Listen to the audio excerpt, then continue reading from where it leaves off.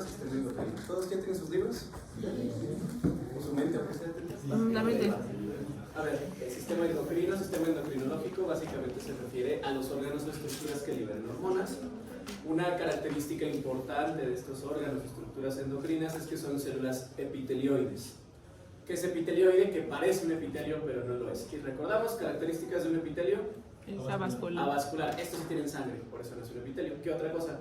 Tiene una membrana basal. ¿Y qué otra cosa? Tienen polaridad, tienen luz, están en contacto con la luz. En este caso no. Las células están encerradas, carecen de luz, no hay una superficie libre, por eso no es un epitelio, es epitelioide. ¿Se entiende hasta ahí? Las principales formas en las que se pueden disponer en los órganos, aquí las pusimos, folículos, imaginen unas esferitas, unas bolitas.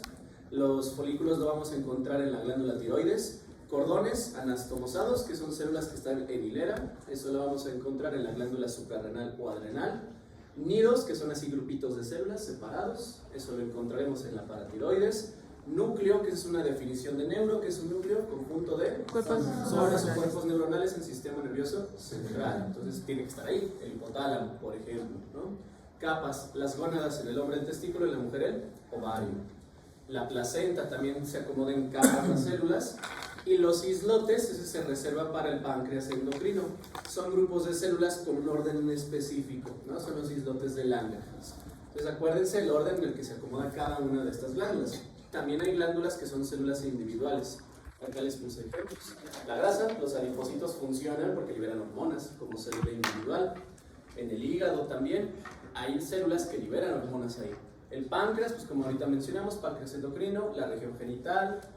La gastrointestinal, que ya veremos después, muy importante, hay células que liberan hormonas y eso hasta puede provocar ciertos tipos de tumores, sistema respiratorio, linfático. Por lo pronto me va a interesar hipotálamo, hipófisis, pineal, tiroides, paratiroides, suprarrenal y páncreas, nada más, ¿no? Vamos a recordar un poquito del primer parcial, cómo es la comunicación. Si una célula libera una sustancia y actúa en la misma célula, decimos que es comunicación autocrina. Si la célula libera una sustancia y actúa en una célula cercana sin que estén en contacto, paracrina. Salud. Voy a agarrar una bola de papel y se la meto aquí. No estamos en contacto, eso sería paracrino. Yuxtacrino, están en contacto. Un golpe directo. Es yuxtacrino, en contacto. Endocrino, que la sustancia viaja, la definición clásica, por la sangre. ¿Sí se entendió? A ver, si se libera sola y actúa en la misma célula, si actúa en una célula cercana sin estar en contacto, yuxtacrina. Y endocrina, dos opciones: por la sangre, que es la definición clásica, o por el intersticio, los tejidos circundantes. Cualquiera de esas dos decimos que es endocrina. ¿Se entendió? ¿Sí? Okay. Algunos conceptos por acá. Hormona, la definición clásica o definición antigua de hormona es una sustancia química, ¿no?, que se libera de una célula, viaja por la sangre y actúa en otra célula. ¿Se entendió? Se viaja por la sangre, es hormona. Es la definición antigua o definición clásica. Hay hormonas que no viajan por la sangre, viajan por los vasos linfáticos, viajan por el intersticio. Entonces, ¿cómo definimos a una hormona? Como una sustancia liberada por una célula que se comunica a través de la sangre o de los tejidos. O sea, no necesariamente es un vaso sanguíneo. ¿Sí se entendió? Prácticamente cualquier cosa puede entrar como hormona. Neurohormona, un subtipo. ¿Quién libera una hormona? Una célula cualquiera que actúe en otra, ¿no? Neurohormona, lo libera una neurona. ¿Sí se entendió? Y actúa en otra célula. Eso es una neurohormona. O sea, misma definición, viaja por la sangre o por los tejidos. Pero si lo libera una neurona, le damos el nombre completo, neurohormona. Si lo libera una neurona y actúa en otra neurona, lo llamamos neurotransmisor. Si yo tengo dopamina, que lo produce una neurona, y actúa en otra neurona cercana, ¿cómo clasifico a la dopamina? Neurotransmisor. Si lo libera una neurona, pero viaja por la sangre, ¿cómo lo clasifico? Neurohormona. ¿Sí se entendió? Y si lo produjera esa sustancia, cualquier otra célula que no sea el sistema nervioso, hormona. ¿Sí entendimos? Una misma sustancia podemos clasificarla en varios grupos. Y bueno, agregar el concepto de citocina, que está más relacionado con el sistema inmune, los glóbulos blancos, sustancias que participan en la respuesta inmunitaria. ¿Sí se entendieron los conceptos? ¿Sí? Okay. Tipos de hormonas, que es lo que nos interesa ahorita. ¿Cómo las vamos a clasificar? Si son solubles, hay de dos tipos: hidrosolubles y ¿qué es lo otro? Liposolubles. Las hidrosolubles básicamente son las que tienen un componente proteico o de aminoácidos, que son las más abundantes. Se les pregunta cuáles son las hormonas más abundantes, las proteicas, ¿sí? O peptídicas. Casi todas las hormonas son de ese tipo. Las liposolubles son dos grupos importantes, las esteroideas y las tiroideas. ¿Se entiende hasta ahí? ¿Sí? Sí. Por composición, o sea, una cosa es si es hidrosoluble o liposoluble, ¿de qué están hechas? Pues la mayoría, ¿qué quedamos que eran? Proteínas. Casi todas las que vemos en hipotálamo, en hipófisis, por ejemplo, hipotalámicas, hipofisarias, son proteicas. También pueden ser más pequeñas que tengan un aminoácido base. Ejemplo, glutamato, que se ve en el sistema nervioso, GABA también, tirosina y triptófano, y muchos otros. Estos dos, mención especial. La tirosina, ese aminoácido me sirve para formar dos grandes grupos de hormonas. Las catecolaminas, que recordamos son tres, dopamina, noradrenalina y adrenalina. Y lo mismo, pueden ser hormonas o pueden ser neurotransmisores, ¿no? Depende cómo se libere. La tirosina también forma hormonas tiroideas, las más importantes, T3 y T4. T3 porque tiene 3 yodos, triyodotironina. T4, tetrayodotironina, también llamada tiroxina, con X. La tiroxina es la hormona tiroidea, tirosina es el aminoácido, ¿se entendió? Sí. Triptófano es el precursor para formar serotonina, que en este caso es un precursor para una hormona llamada melatonina, la hormona del sueño. ¿Dudas hasta ahí? Eso es de composición. Otra más, el colesterol. A ver, traumas. El otro nombre del colesterol. Ciclopentano perhidrofenantreno. El colesterol es base para las hormonas suprarrenales, básicamente. La aldosterona, el cortisol, que es la hormona del estrés, y las hormonas sexuales, en el hombre y en la mujer. En el caso de la mujer, dos grandes hormonas, ¿no? La progesterona y los estrógenos. Aquí les puse, los estrógenos se clasifican en tres, lo abreviamos como E1, E2 y E3. E1 es la estrona, E2 el más potente, 17 beta, estradiol, y E3 estriol, que es uno pues, temporal, ¿no? Que luego se elimina. En el caso del varón, ¿cuál es la hormona masculina por excelencia? Testosterona. Pero no es la más potente, ¿cuál es la más potente? La dihidrotestosterona. Le haremos dos grupos hidroxilo. La dihidrotestosterona es más potente. Pero hay muchos otros. La dehidroepiandrosterona, la dehidroepiandrosterona sulfatada, etc. Que ahorita veremos ahí en suprarrenal. Entonces, todas las hormonas sexuales, la aldosterona, el cortisol, tienen una base de colesterol. ¿Se entendió? Okay. Y acá los receptores, que eso va de la mano de la composición. Si la hormona es liposoluble, ¿atraviesa o no atraviesa la membrana? Liposoluble. Sí, la atraviesa. La membrana tiene básicamente fosfolípidos, la atraviesa. Entonces, si es una hormona liposoluble, sí atraviesa. ¿Se entiende? Si la hormona es hidrosoluble, no atraviesa.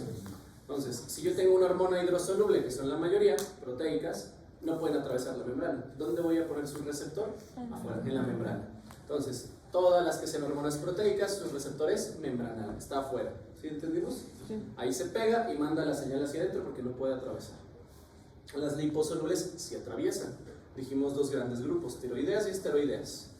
Entonces, los receptores de las hidrosolubles son membranales, de las liposolubles son intracelulares. ¿Se entiende hasta ahí? El de la hormona esteroidea atraviesa la membrana y sus receptores están en citoplasma, ahí se pega. Es un receptor citoplasmático. En cambio, la hormona tiroidea, esa sí atraviesa todo, llega hasta el núcleo. El receptor de las hormonas tiroideas es nuclear y el de las esteroideas es citoplasmático o citoplásmico. ¿Sí entendimos? ¿Dudas hasta ahí? Abajo otro concepto para entender hipotálamo y hipófisis, que es lo más complicado. Sistemas de retroalimentación o de feedback. ¿Cuáles son los dos tipos? Negativo y positivo. ¿Cuál es el más común? Negativo, el feedback negativo. De hecho, se ve en embriología.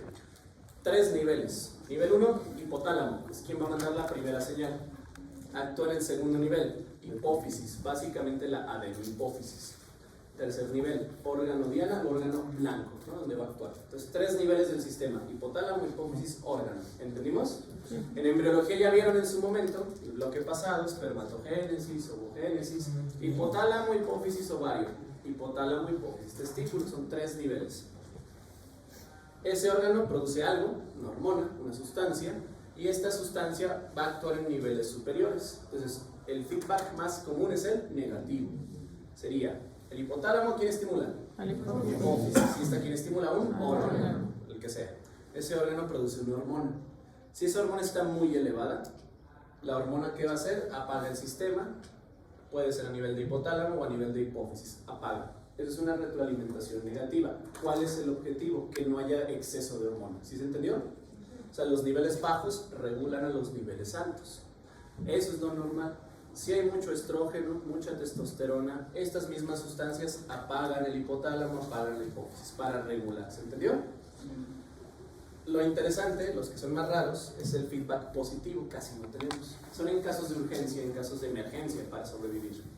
En este caso, la sustancia final estimula una mayor producción, o sea, sigue produciéndose casi hasta el infinito, ¿no? Hasta que cese el estímulo. Un ejemplo clásico, el trabajo de parto. Que ahí se libera oxitocina, ¿no? Y el bebé, cuando está ahí naciendo, empieza a golpear el cérvix y al empujar estimula la liberación de oxitocina para contraerse más. Imagínense que fuera un feedback negativo. Ah, no hay mucha oxitocina, deja de contraerte, ya no nace el bebé. Entonces se estimula más y más y más hasta que sale el bebé y se apaga el sistema. ¿Sí entendimos? Otro ejemplo que ocurre todos los días, en algunos no tanto, no la sinapsis. La sinapsis es un ejemplo de feedback positivo, siempre se está mandando el estímulo, ¿no? Y sigue estimulándose constantemente, muy rápido. La mayoría, para fines prácticos, la mayoría de nuestro cuerpo funciona con sistemas negativos. ¿Se entendió hasta ahí? ¿Dudas de generalidades de endocrinio? Okay, pues vamos ahora sí con lo divertido. El eje hipotálamo hipófisis. Esto les va a servir para neuronato, para neuroembrio, neurohisto también. Vamos a recordar un poquito del hipotálamo. El hipotálamo, ¿dónde se localiza anatómicamente? En el diencéfalo. Se encuentra, y el diencéfalo es todo lo que rodea al tercer ventrículo. Más o menos por ahí nos vamos a ubicar. El hipotálamo, le estudiamos 12 núcleos, acá se los puse, ¿se acuerdan nada más? Supraquiasmático, supraóptico, paraventricular, preóptico, anterior, posterior, intraventricular, túbulo mamilar, todos esos, ¿no? Dorsomedial, ventromedial, lateral, yo sé que se acuerdan muy bien. 12 núcleos. Y dijimos acá al inicio, el hipotálamo se organiza en núcleos, muchos grupos de neuronas. ¿Se entiende? De hecho serían neurohormonas porque van a liberarlo. Acá les puse la hipófisis, también se llama glándula ¿qué? Pituitaria, y es la glándula maestra. Irónicamente no es el hipotálamo, pero bueno, todo el mundo le dice a la hipófisis. Aquí interesante, tiene doble origen embrionario y eso va a ser importante para entender la función, la estructura. Entonces aquí les sirve también para embriología. Cuando somos embrioncillos, que estamos allá, ¿qué tenemos afuera? ¿Cómo se llama la capa de afuera? Ectodermo. Es el ectodermo superficial. Ustedes ya vieron que de ahí se hunde y forma el neuroectodermo, el tubo neural. ¿Se acuerdan de eso? Del tubo neural, dicen los libros antiguos del diencéfalo, dice el caso del prosencéfalo secundario, sale una prolongación que se llama hipotálamo. Entonces del tubo neural sale el hipotálamo, el sistema nervioso, ¿se entiende? Sí. Y de ese hipotálamo sale un tallito que se llama infundíbulo. Y de ahí se crea la neurohipófisis. Por eso se llama neuro, porque viene del tubo neural. Pregunta para embrio. Origen embrionario del lóbulo posterior de la hipófisis, ¿no? Tubo neural. ¿Sí se entendió? Ese viene de adentro. De afuera, en el ectodermo, en la boca primitiva. ¿Cómo se llama la boca primitiva? ¿Alguien sabe? Estomodeo, que tiene una membrana bucofaríngea.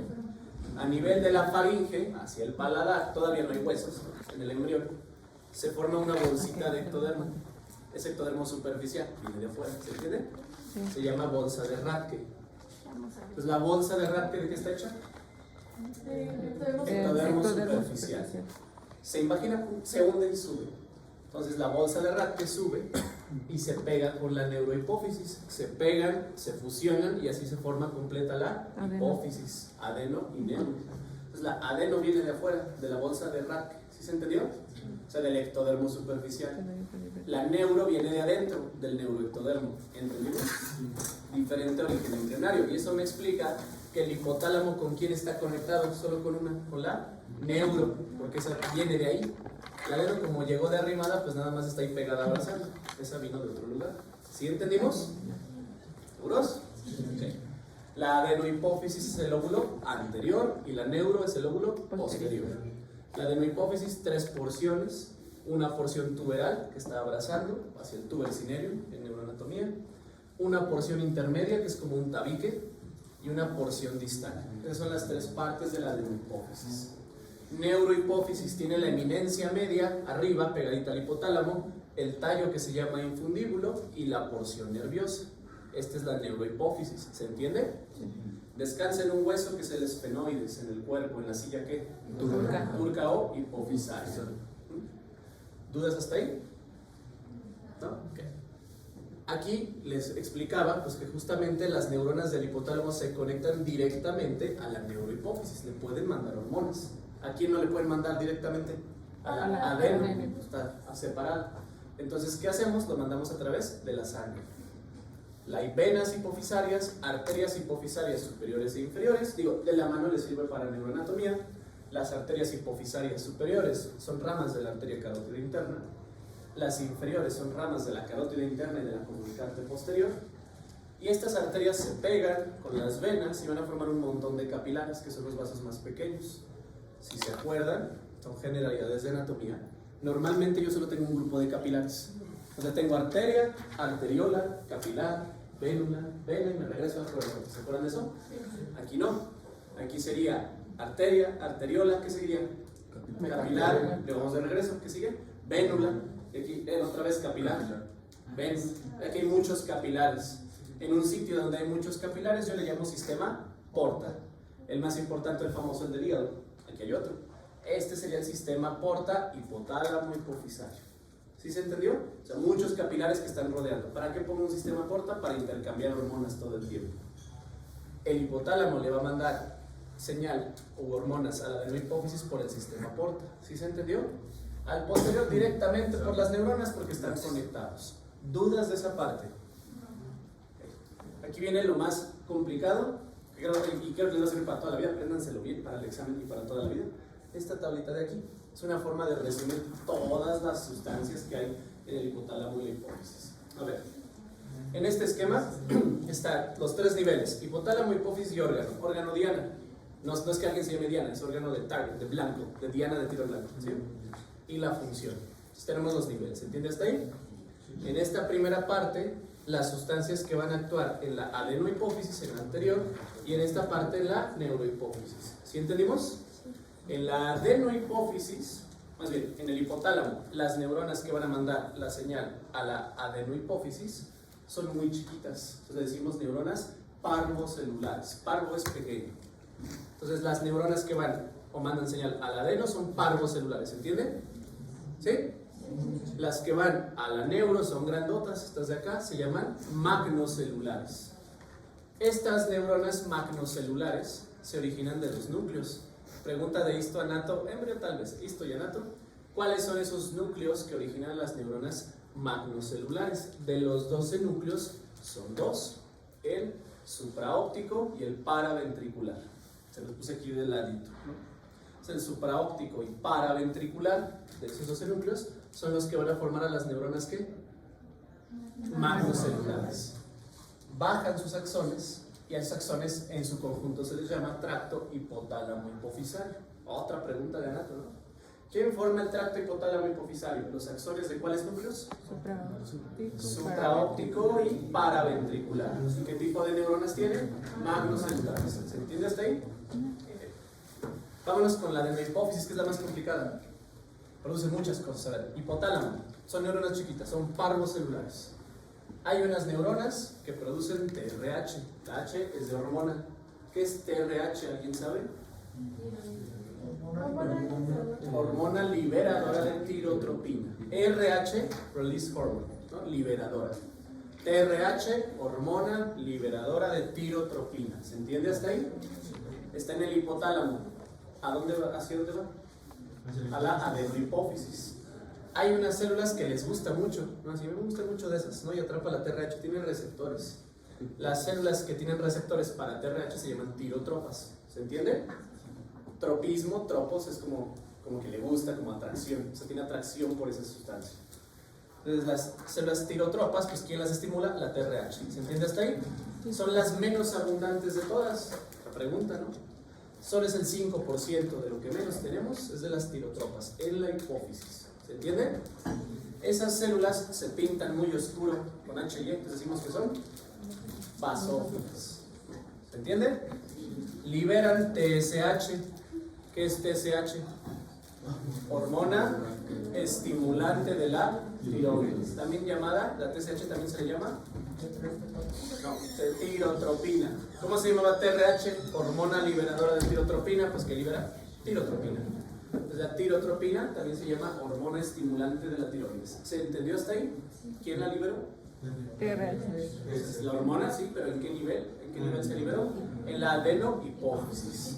Entonces, hipotálamo libera TRH, hipófisis TSH. ¿Se entiende hasta ahí? La TSH viaja a la tiroides y le dice a la tiroides que produzca T3 y T4. ¿Entendimos? Es el eje hipotálamo, hipófisis, tiroides. ¿Se entendió? Si hay mucha T3 y T4, ¿qué hacemos? Un sistema de retroalimentación negativa y bloqueamos. ¿Sí queda claro? T3 y T4, ¿qué hace? Todo. Regulatorio. Pues repito con